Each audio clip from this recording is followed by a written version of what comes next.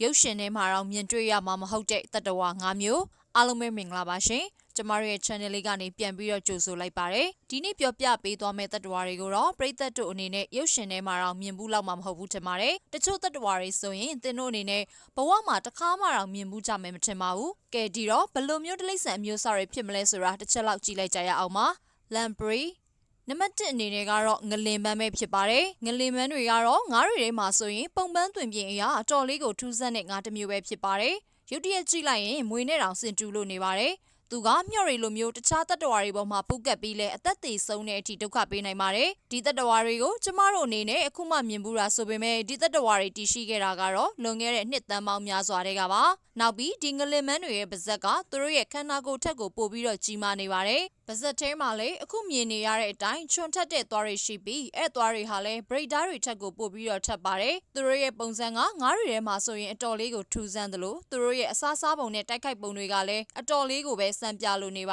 တယ်ငလင်မန်းတွေဟာသူတို့အစားစားကျင်လာပြီဆိုရင်တခြားငါးတွေစီသွားပြီးတော့ပူးကတ်လိုက်ပါတယ်ပြီးတာနဲ့သူတို့ပူးကတ်လိုက်တဲ့ငါးရဲ့ခန္ဓာကိုယ်တွေကိုသူတို့ရဲ့သွားတွေနဲ့အရင်ဆုံးဖြည်းဖြည်းချင်းလှည့်လည်ပြီးထိုးသွင်းလိုက်ပါတယ်အဲ့လိုနဲ့သူတို့ကတ်တာခံလိုက်ရတဲ့ငါးတွေကတော့တီကောင်စားထိသွားသလိုပါပဲဆက်ဆက်ကိုလူးနေတော့တာပါအဲ့လိုနဲ့ငလင်မန်းတွေဟာသူတို့ပူးကတ်လိုက်တဲ့တတ္တဝါရဲ့ခန္ဓာကိုယ်တွေကသွေးတွေအကုန်လုံးကိုစုပ်ယူလိုက်ပါတယ်အဲ့လိုနဲ့အပူးခံရတဲ့ငါးတွေဟာလည်းခန္ဓာကိုယ်ထဲမှာသွေးမရှိတော့ဘဲနဲ့သေဆုံးရတော့တာပါဒီငါးမျိုးစိတ်တွေကိုကန်ချောင်းနဲ့သမုတ်တရားတွေထဲမှာမြင်တွေ့ရတတ်ပြီးတော့လူကိုအန္တရာယ်ပေးနိုင်တဲ့ငါးမျိုးစိတ်တွေလည်းဖြစ်ပါတယ်ဒါကြောင့်ငလင်မန်းတွေကိုကင်မယ်ဆိုရင်သူတို့ရဲ့လေပင်လို့ယူဆရတဲ့နေရာကိုဖိညှစ်ပြီးကင်ရပါတယ်အဲ့လိုကိုင်မှသာသူတို့ကကိုယ့်ကိုပြန်ပြီးဒုက္ခမပေးနိုင်တာပါနောက်ပြီးဒီငလင်မန်းတွေဟာမျိုးစိတ်ပေါင်း38မျိုးအထိကိုရှိပါတယ်ဒါကြောင့်ဒီမျိုးစိတ်တွေသာဒီထက်ပိုပြီးမျိုးပွားလာမယ်ဆိုရင်နောက်ထပ်ကမ္ဘာမှာဖြစ်တည်လာနိုင်တဲ့အန္တရာယ်ရှိငါးမျိုးစိတ်တွေဖြစ်တဲ့အန္တရာယ်ရှိတတ္တဝါတွေဖြစ်လာကြမှာပါမျှော်ရီလိုမျိုးအန္တရာယ်တတ္တဝါတွေဖြစ်တာကြောင့်တနေ့ရရမှာစုံတွေ့ခဲ့ရင်မစူးစမ်းကြည့်ကြဖို့အကြံပေးကြပါတယ် Ravine Trapdoor Spider နံပါတ်2ကတော့စဝိုင်းပုံစံရှိတဲ့ပင်ကူပဲဖြစ်ပါတယ်ဒီလိုအဝိုင်းပုံစံတွေကိုလမ်းမှာတွေ့တဲ့အခါမုံထင်ပြီးမကောက်ကင်လိုက်ပါနဲ့ဒါတွေကတကယ်တော့ပင်ကူတွေပါထူးခြားတာတစ်ခုကသူတို့ဟာလူတွေသတိမထားမိအောင်တွင်းလေးတွေတူးပြီးနေတတ်တာပါဒီပင်ကူတွေရဲ့ပုံစံကထူးခြားပြီးတော့တခြားပင်ကူတွေနဲ့မတူတဲ့ပုံပန်းသဏ္ဍာန်ကိုပိုင်ဆိုင်ထားပါတယ်အဓိကကတော့သူ့ရဲ့1 byte ပါသူ့ရဲ့1 byte ဟာအခွန်မာသီးပုံစံမျိုးဖြစ်နေပြီးအခွန်မာသီးကိုအလဲကနေဓာတ်နဲ့နှစ်ပိုင်းလှီးထားတဲ့ပုံစံမျိုးတောင်ဖြစ်နေပါတယ်နောက်ပြီးသူ့ရဲ့1 byte အနောက်ဘက်ဟာဆိုရင် Oreo cookie နဲ့ဆင်တူတယ်ဆိုပြီးတောင်သတ်မှတ်ထားကြပါတယ်ဒီ Oreo cookie နဲ့တူရဲဆိုရဲသူတို့ရဲ့အခွန်ကအတော်လေးလဲမှာပါတယ်အန္တရာယ်ရှိတဲ့ပင့်ကူအမျိုးအစားပဲဆိုပေမဲ့လူကိုသေစေနိုင်တဲ့အစိတ်မျိုးတော့သူ့စီမှာမရှိပါဘူးနောက်ပြီးဒီပင့်ကူရဲ့အစာစားပုံကအထူးဆန်းပါတယ်သူတို့တွေဟာမြေကြီးထဲမှာတွင်းတူးပြီးတော့တွင်းဖြစ်လာပြီးဆိုရင်အဲ့ဒီတွင်းပေါက်ကိုသူတို့ရဲ့ဖင်ကိုအသုံးပြုကအဖုံးအနေနဲ့သူတို့ဝင်နေနေတဲ့အဲ့အတွင်းပေါက်ဝကိုပိတ်ထားလိုက်ပါတယ်သူတို့ရဲ့အဲ့ဒီ1 byte အခွန်ကြီးဟာလည်းအရန်ကိုပဲမာကျော်ပြီးကြမ်းတမ်းလွန်းပါတယ်အဲ့တွင်းသားကိုအင်းဆက်ပိုးမွှားတွေရောက်လာပြီးဆိုရင်လေဒီပင့်ကူတွေဟာတွင်းထဲကနေအသားလေးခက်မြန်မြန်ထွက်ပြီးသားကောင်ကိုဖမ်းယူစားတောက်ပါတယ်ဒါကြောင့်သူတို့ဖင်နဲ့ပိတ်ထားတဲ့တွင်းသားကနေဖြတ်သွားပြီးဆိုရင်သူတို့လက်ကနေလွတ်တဲ့တတ္တဝါရဲ့လို့ကိုမရှိသေးပါဘူးနောက်ပြီးအဲ့ဒီတွင်းတွေဟာဘလောက်ထိတောင်ခိုင်ခန့်ပြီးအကာအကွယ်ကောင်းလဲဆိုရင်သူတို့ကိုပြန်စားမဲ့မွေတွေတောင်သူတို့မထွက်မချင်းအဲ့တွင်းတွေကိုဝင်ရောက်ခွင့်မရှိပါဘူးဒါကြောင့်ဒီပင့်ကူတွေကတော့တကယ်ကိုရှားပါမျိုးစိတ်တွေဖြစ်ပြီးတော့ကိုအကာအကွယ်နိုင်ဆုံးတတ္တဝါတွေလည်းဖြစ်ပါတယ်အခွန်မာသီးကိုတဝက်လှီးထားတဲ့1 byte ကြီးကတော့ Oreo cookie ပုံစံဖြစ်နေတဲ့အတွက်မသိတဲ့သူတွေကတော့ကောက်ကင်ပြီးစားမိမှသိကြပါတယ်လမ်းမှာတွေ့ရင်လှဲ့တော်မကြည့်ရမယ့်တတ္တဝါတွေထဲမှာသူတို့ကလည်းတစ်မျိုးအပါအဝင်ပါပဲ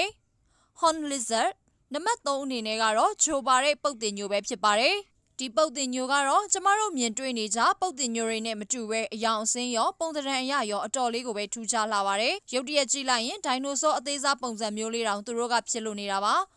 ခန္ဓာကိုယ်ကြောရိုးတစ်လျှောက်မှာဂျိုးပါပြီးမျက်လုံးမျက်အိမ်ကနေလဲသွေးတွေကိုပန်းထုတ်လေးရှိပါတယ်အသွေးတွေကတော့သူတို့ရဲ့မျက်လုံးထဲကနေထွက်လာတာဖြစ်ပါတယ်အဓိကကတော့အသွေးတွေဟာသူတို့ကိုလာတိုက်ခိုက်တဲ့တတ္တဝါတွေကိုသူတို့ဘက်ကနေဘာမှမတက်နိုင်တဲ့အခါပြန်တိုက်ခိုက်တဲ့တခုတည်းသောသူတို့ရဲ့လက်နက်ပဲဖြစ်ပါတယ်တတ္တဝါတစ်ကောင်ကောင်ကသူတို့ကိုလာတိုက်ခိုက်ပြီးဆိုရင်သူတို့အနေနဲ့အရေကိုပန်းထုတ်လိုက်ပါတယ်အလိုနဲ့အသွေးရည်ထိသွားတဲ့အခါသူတို့ကိုလာတိုက်ခိုက်တဲ့တတ္တဝါတွေကလည်းမျက်လုံးထဲကိုအသွေးရည်တွေဝင်ပြီးဝေဝါးသွားပါတယ်နောက်ပြီးသူတို့မျက်လုံးထဲကနေပန်းထုတ်လိုက်တဲ့အသွေးတွေကိုလည်း3 ပေလောက်အကွာဝေးအထိကိုသူတို့အနေနဲ့ပန်းထုတ်နိုင်ပါတယ်ဒါကြောင့်လာတိုက်ခိုက်တဲ့တခြားသောအကောင်တွေအနေနဲ့ကသူတို့နားကိုကပ်ပြီးသူတို့ကိုစားပစ်ဖို့ဆိုတာထင်သလောက်ကြီးတော့လွယ်ကူမနေပါဘူး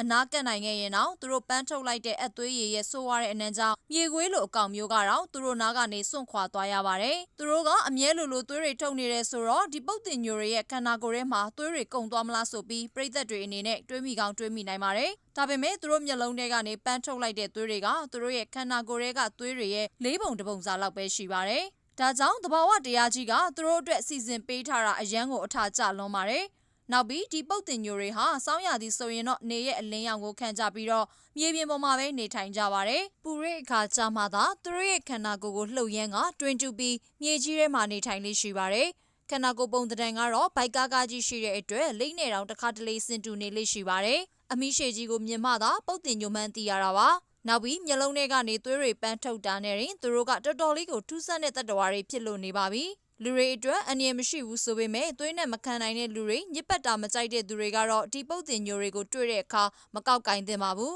ဒီနေ့ပြောပြပေးသွားတာကတော့ကျမတို့ပတ်ဝန်းကျင်မှာမြင်တွေ့ရခဲ့တဲ့တတ္တဝါ၃မျိုးအကြောင်းပဲဖြစ်ပါတယ်ဒီတတ္တဝါတွေထဲမှာဘယ်တတ္တဝါကိုသင်အနေနဲ့မြင်ဘူးပါသလဲကွန်မန့်မှာမှတ်သွားပေးပါအောင်အဆုံးထိကြည့်လာပေးတဲ့အတွက်ကျေးဇူးအထူးပဲတင်ပါတယ်နောက်ပြီးဘ ഹു တုတတစုံတရာရရှိသွားမယ်လို့လည်းမျှော်လင့်ပါတယ်နောက်ဗီဒီယိုမှာသေချာပေါက်ပြန်တွေ့ကြရအောင်ပါ